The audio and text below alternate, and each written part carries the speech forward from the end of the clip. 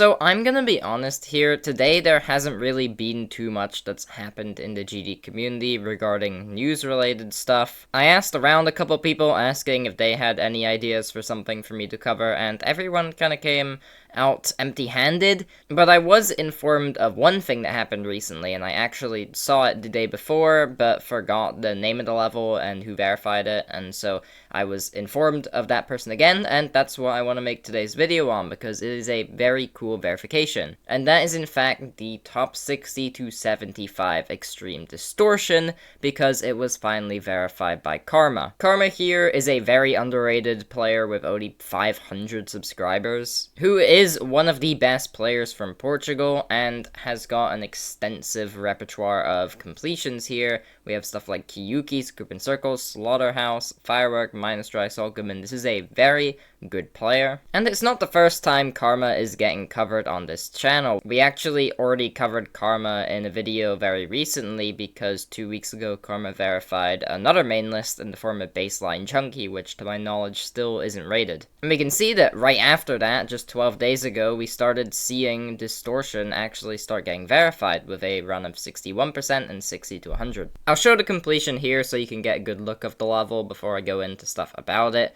but this level, Distortion, is really cool. I think it's very unique, it tries a lot of different things, and honestly, for a main list, not many do this style. I mean, we've had factory style levels like the Salt Factory, but the Salt Factory is very calm. This is very intense. It's a collapsing factory. The whole point of it is it's destroying and you have to get out, which in a way is kind of like what Artificial Ascent was originally trying to do. However, that plan didn't really follow through. But yeah, this level is really interesting, and it will probably make a good addition to the main list section of the list if it is rated. Karma reportedly took 14,000 attempts to verify, which is a decent amount, but it's nothing too crazy, so we're probably pretty confident on this being top 60 to 75. That would put it in the range of the recently placed Losing Your Mind, and all the way down to around Brittany No Clears or Operation Evolution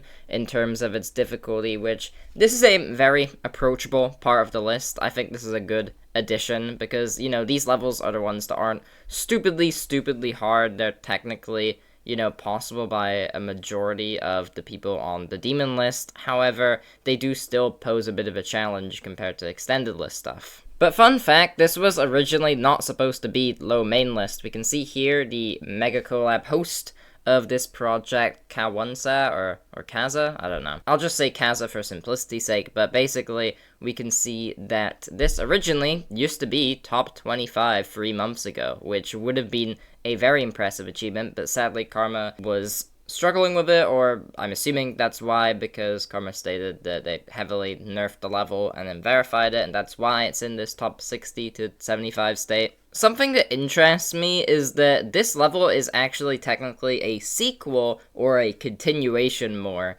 to an already existing rated 2.1 level called Disruption that was also hosted by Kaza. But what I find the most interesting fact about this is the fact that not only is Kaza the same creator, but this level is so much easier than the now continuation slash sequel. We can see on the Irreddle it's placed at 1,349, which is around the difficulty of stuff like, well, let's say Lights Out, Dark Odyssey, The Flawless. These are some very entry extremes even. The Fishy was even an insane demon at one point, I'm pretty sure. So yeah, this is kind of funny how one of the easiest extremes in the game is the prequel, basically, to one of the hardest in the game. The level does actually start out similar to Disruption and then goes into Heliopolis for some reason. That's the one I don't get. Why does it just randomly turn into Heliopolis?